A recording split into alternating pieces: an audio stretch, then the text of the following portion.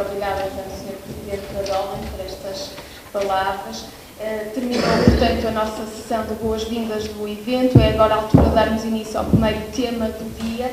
E para isso chamo então agora sim o Sr. Professor Dr. Emílio Gomes, da CCDRE, na Comissão de Coordenação e Desenvolvimento Regional do Norte, que nos vai falar sobre financiamentos para o setor.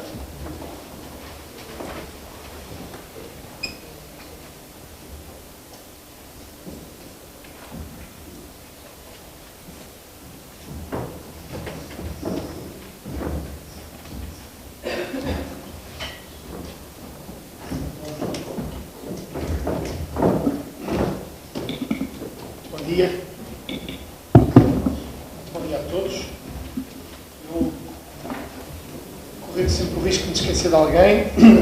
Comentava, obviamente, em primeiro lugar, o Sr. Presidente da Câmara Municipal, de Amarante, que agradeço muito a presença e o convite para aqui estar, dirigido na pessoa da Sra. Deputada, e comentando na pessoa do Sr. Presidente da Sra. Deputada, da variação, do Sr. Provedor e demais entidades aqui presentes,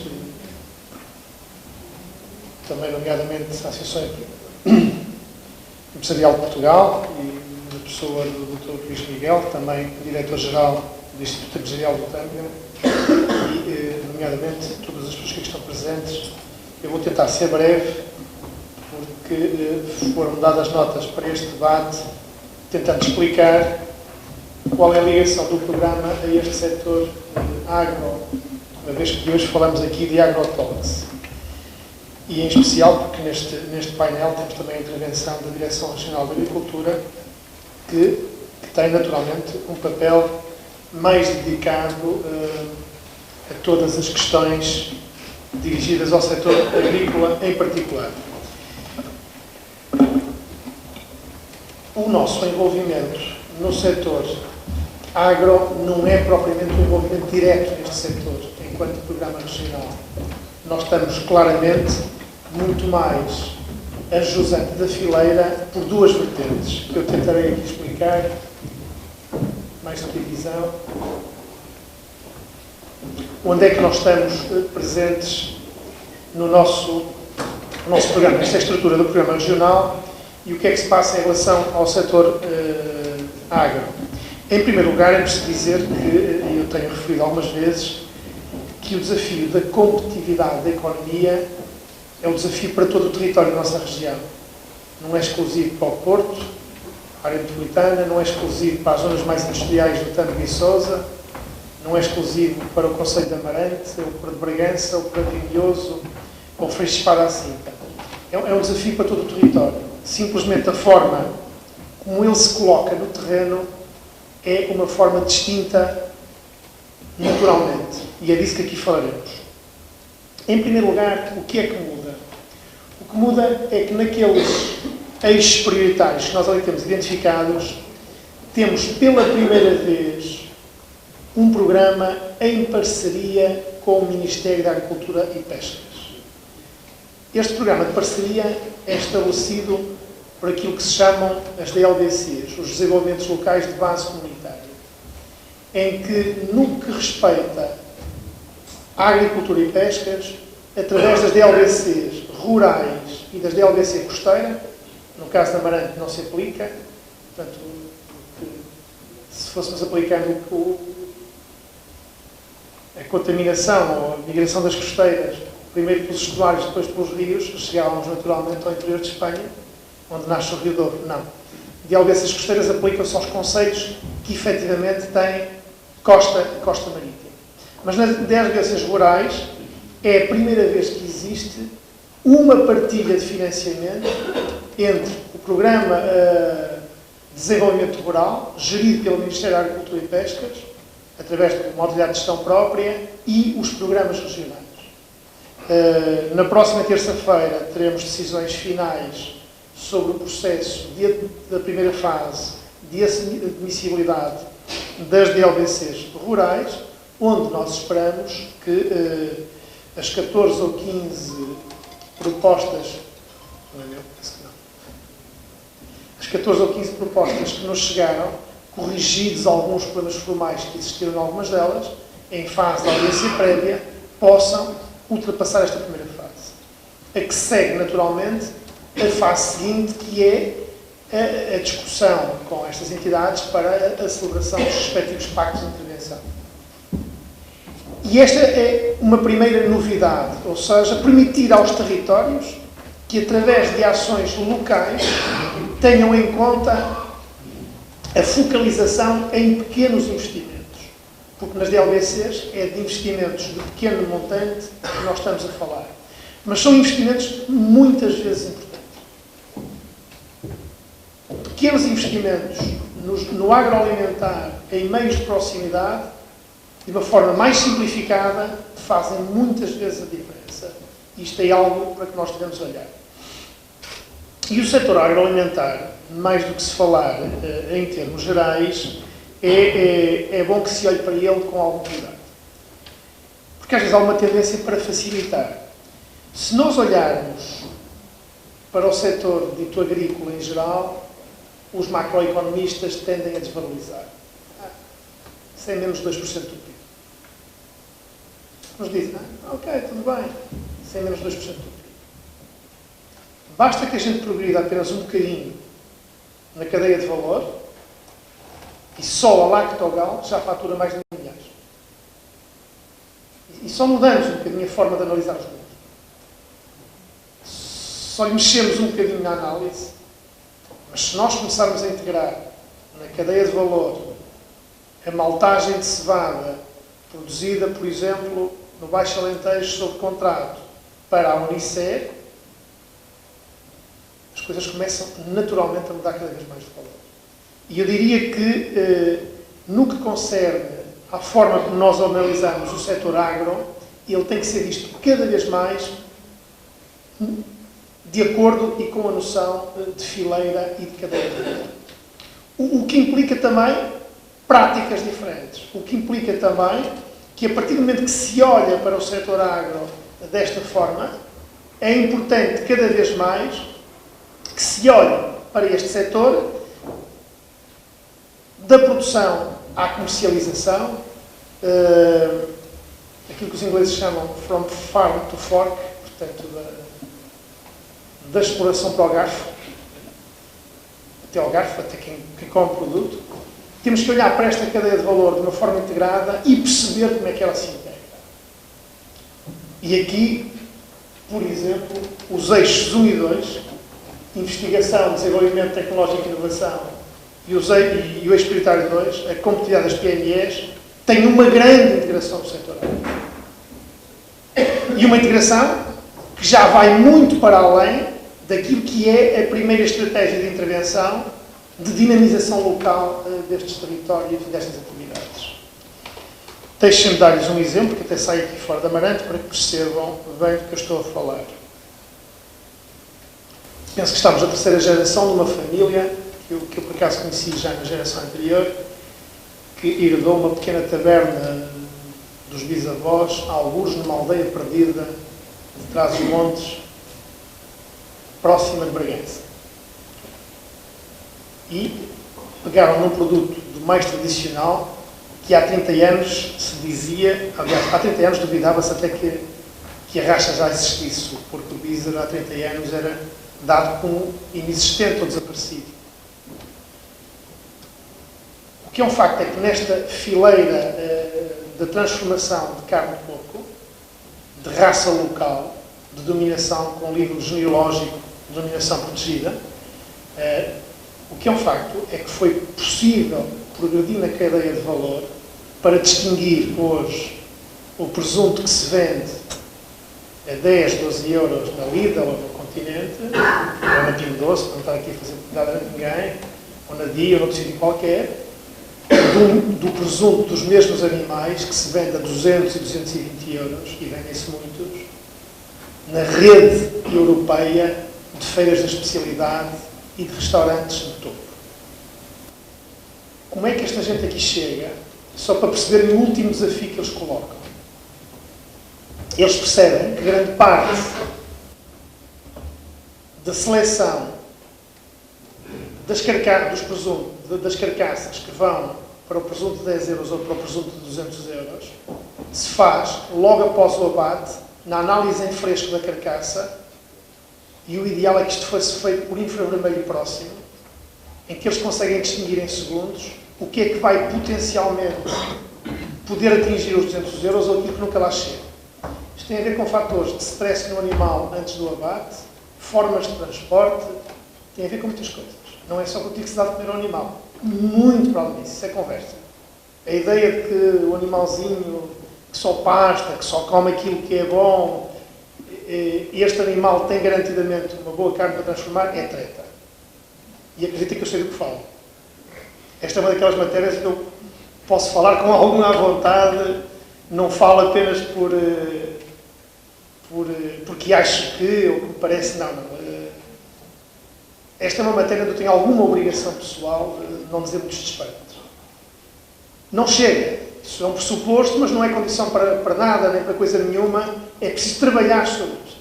E reparem o que é uma geração atual, de gente na casa dos 30 anos, que pede, que patrocina mestrados, que patrocina doutoramentos, que pede projetos de investigação em consórcio, porque quer trabalhar o posicionamento do seu produto, passa a expressão do raio do porquinho que há 30 anos não existia quase, e trabalhá-lo a uma escala de o colocar naquilo que é o patamar de maior exigência em termos europeus e mundiais.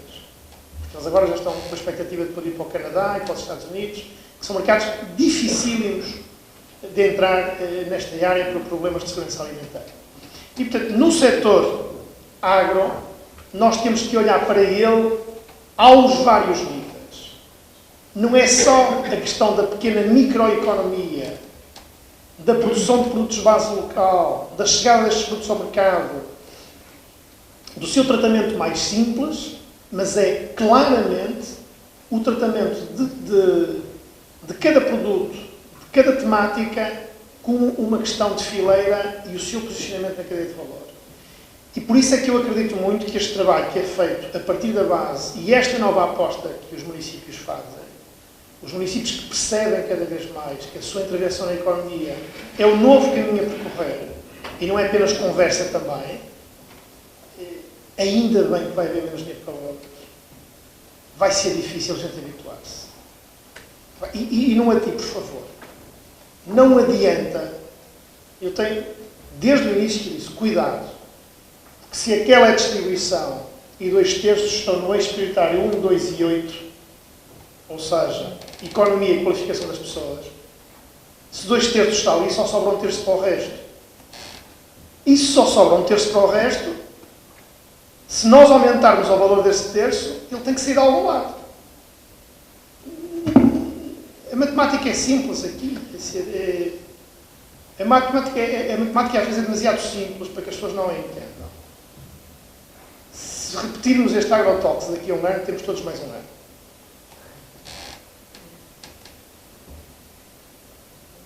Tão simples quanto isso. Se 2/3 estão em 3 eixos, só sobra 1/3 para os outros. E não adianta tentar ser imaginativo e dizer, pois, mas eu, para dinamizar a economia, precisava de começar por recuperar um espaço. Isto aqui não é nenhuma crítica a nenhum município. Isto aparece das universidades e dos politécnicos. Atenção também. Atenção, isto, nesta matéria, e não estou também a criticar nem a culpa de ninguém. Foi um tempo, é um tempo onde ainda faltam corrigir algumas coisas, mas é um tempo de mudança. A aposta na economia pressupõe aquilo que o Sr. Presidente da Câmara aqui disse. Pressupõe, os engenheiros têm mania de duplicar as palavras para que todos as entendam, pressupõe a aposta na economia. Pressupõe isso mesmo. Pressupõe olhar para o território, trabalhar com as organizações que estão no terreno, perceber qual é o potencial que se tem em cada uma das fileiras e trabalhá-las com ambição. Porque é por aqui que o caminho se faz.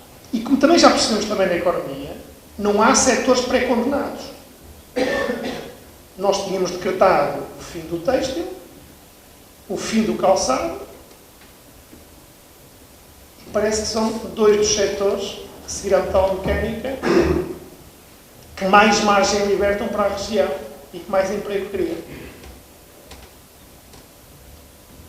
Nós decretamos, em 94, que os 20 anos seguintes do desenvolvimento da economia em Portugal seriam feitos fundamentalmente por apostas nos setores não transacionáveis, de serviços intensivos. O resultado não foi brilhante. Este regresso à realidade exige prática, não exige apenas conversa. E daí que eu vejo com muito agrado que quem está no setor agro perceba que não tem que estar apenas e só focalizado nos projetos da agricultura. Estar hoje no setor agro é tentar perceber como é que eu me integro na competitividade das pequenas e médias empresas ou microempresas, como é que eu me integro no setor da inovação, como é que eu me integro no setor da valorização de recursos humanos, no setor da qualificação. Também temos os outros dois, a questão social. Muitos dos nossos territórios e das nossas aldeias precisam deste trabalho. E este é um trabalho de proximidade. E por isso ninguém melhor que os municípios e as associações de desenvolvimento local fazem este trabalho. Por exemplo, a CCDR, que conhece razoavelmente bem o território todo, nem de longe nem de perto, tem um conhecimento específico do território que tem estas associações e os municípios e as freguesias. E esse é o trabalho de base local, ninguém pode ficar para trás. E esse trabalho é útil, é meritório, mas também tem que ter um objetivo. Nós, a prazo, não podemos mais somar despesa pública à despesa pública. E nós temos ainda demasiadas atividades meritórias, mas que são despesa pública. Há uma enorme dificuldade ainda em consolidar aquilo que é o perímetro de orçamento de Estado e de intervenção. Então tem que haver cuidado nisto. As intervenções de base local também têm e devem ter o pressuposto de criação de valor a prazo. Cada microempresa que se cria no território, cada nova atividade que se desenvolve a partir da valorização de produtos endógenos, e eu vou já terminar por esta parte, que era a última novidade que eu queria dizer, tem que ter a noção de criação de valor. Para sair fora do território, eu sensibilizei fortemente a Turismo de Portugal, por exemplo, de que um hotel rural que criava 6 postos de trabalho diretos em Vila Nova de Foscoa era mesmo importante. 6 postos de trabalho diretos numa freguesia rural de Foscoa, mais depois o número de pães que aumenta da padaria, porque há clientes, mais uma outra atividade de manutenção que também se desenvolve, mas 6 postos de trabalho diretos numa freguesia rural no imediato de Foscoa é muito importante. Portanto, vale a pena gostar desta intervenção. Acho que amanhã o Sr. Secretário de Estado, ao sábado, vai inaugurar uma pequena destilaria, algures ali para a Arouca, se cá estão-me a enganar, mas é para aquela zona. Muito simbólico, muito importante. Porque estes 2, 3 postos de trabalho que se consolidam em cada ponto do território, pela criação de valor, faz diminuir o tal perímetro de despesa pública que eu disse. E torna as organizações mais fortes porque menos dependentes. Elas no imediato têm que ser apoiadas. A prazo, elas devem perceber que só subsistem pela criação de valor. Estratégias para o velho. É o último instrumento que integra o nosso programa com a estratégia para o setor agrário. As estratégias para o VER, como sabem, estão destinadas fundamentalmente aos territórios de baixa densidade e visam a valorização dos recursos endógenos. E valorizar recursos endógenos não pode ser conversa fiada. Não é só fazer festa o ano inteiro, embora eu goste muito de festa, pessoalmente. Portanto, que fique aqui registro de interesses. E acho que bastante animação e festa faz parte da tradição, mas não é só isso. É mesmo trabalhar sobre a avaliação de recursos endógenos. Nós vamos hoje abrir o aviso de autoavaliação das estratégias para o VER. Como sabem, a Associação Nacional de Municípios fez publicar também um novo mapa da baixa densidade, que eu nem me atrevo a dizer se está bem, se está mal. Foi a Associação Nacional de Municípios que o consensualizou, que o publicou. Use, não comendo sequer aquele mapa excelente que é um daqueles mapas. Mas há uma coisa que no nosso programa agora faz sentido se lerem essa parte. Nós vamos fazer a autoavaliação e vamos aproveitar o que de bom tem as estratégias para o BER e vamos tentar, obviamente, fazer as novas estratégias para o BER. Desde logo, por exemplo, os territórios do Douro, Trás-os-Montes e Alto Tâmega estão totalmente incluídos nesta estratégia para o BER, por sendo territórios de baixa densidade. Mas vamos aproveitar também outros.